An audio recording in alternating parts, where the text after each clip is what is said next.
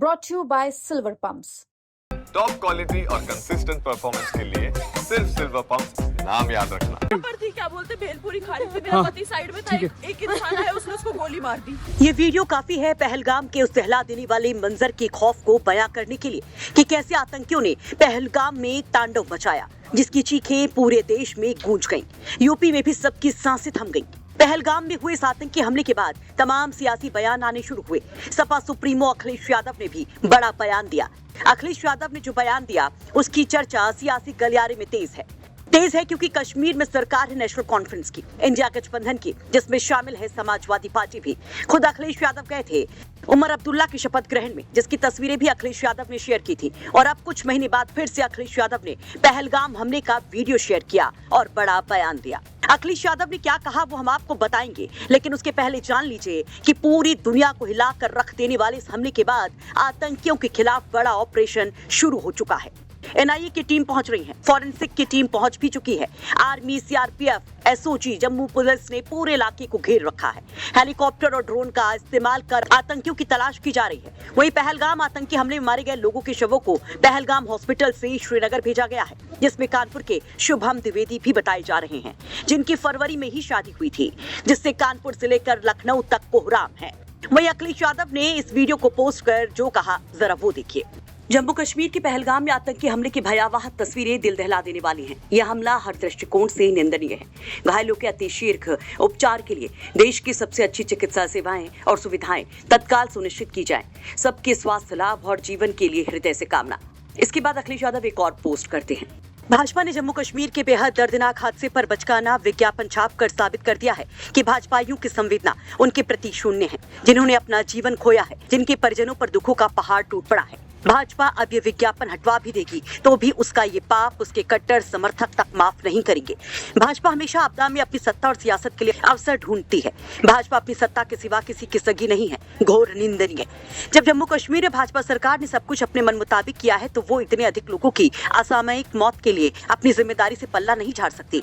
ये केंद्र सरकार की नाकामी है कि वो पहले से पता नहीं कर पाई कि देश के दुश्मन इतनी विभत्स घटना को अंजाम देने वाले हैं। ये कोई पहली बार नहीं हुआ है। भाजपा सरकार ने अगर पिछले हमलों से सबक लिया होता तो वो पहले से ही सचेत सजग रहती और ऐसे हमलों को रोका जा सकता था, लोगों के जीवन को बचाया जा सकता था।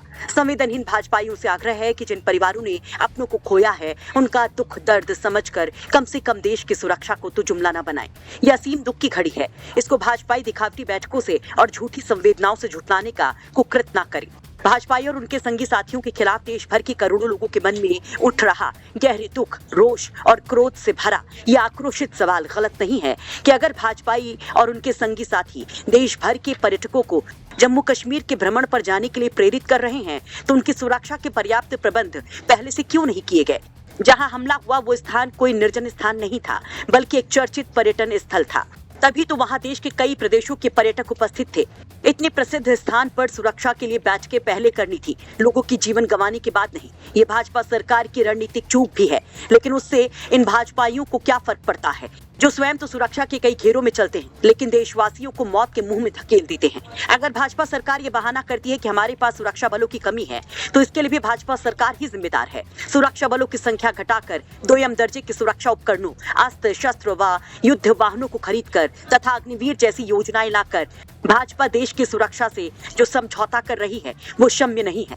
इस घटना के प्रतिशोध का कोई भी दावा अब जनता को बहका नहीं सकता, क्योंकि कोई भी प्रतिक्रिया मृतकों के जीवन को वापस नहीं ला सकती है।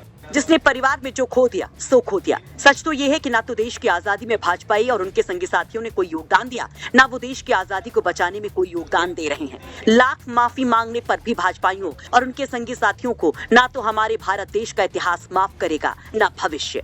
दुख की इस घड़ी में हमारी सच्ची संवेदनाएं उन परिवारों के साथ हैं जिन्होंने अपनों को खोया है। श्रद्धांजलि। दरअसल अखिलेश यादव का यह गुस्सा बीजेपी छत्तीसगढ़ के उस पोस्ट को लेकर है जिसमें पहलगाम को लेकर एक बड़ा दावा किया गया कि धर्म पूछा जाति नहीं, याद रखेंगे। दरअसल चश्मदीदों के मुताबिक जब आतंकियों ने यहाँ पर गोलियां बरसाई, बड़ा नरसंहार किया तो वहाँ पर मौजूद लोगों से पहले उनका धर्म पूछा। कईयों से तो कलमा भी पढ़वाया गया, कपड़े उतार तक ये तस्दीक की गई कि वो किस धर्म से हैं, और उसके बाद वहाँ पर लोगों को मारा गया। अब बीजेपी छत्तीसगढ़ की तरफ से जब इस तरह का बयान दिया गया तो अखिलेश यादव तिलमिला गए और साथ साथ प्रधानमंत्री नरेंद्र मोदी और अमित शाह को घेर लिया। आपको बता दें कि इस खबर को तैयार करते वक्त तक पहलगाम आतंकी हमले में अब तक 28 लोगों के मारे जाने की जानकारी है। वहीं देश के गृह मंत्री अमित शाह खुद पहुंचे पहलगाम हमले का हाल जानने के लिए, जबकि प्रधानमंत्री नरेंद्र मोदी ने अपने सऊदी अरब दौरे को कैंसिल कर एक हाई लेवल मीटिंग बुलाई। दरअसल 2019 के पुलवामा अटैक के बाद ये सबसे बड़ा अटैक माना जा रहा है, जिसने तमाम राज्य सरकारों के साथ साथ केंद्र सरकार को भी हिलाकर रख दिया है। ब्यूरो रिपोर्ट, यूपी तक।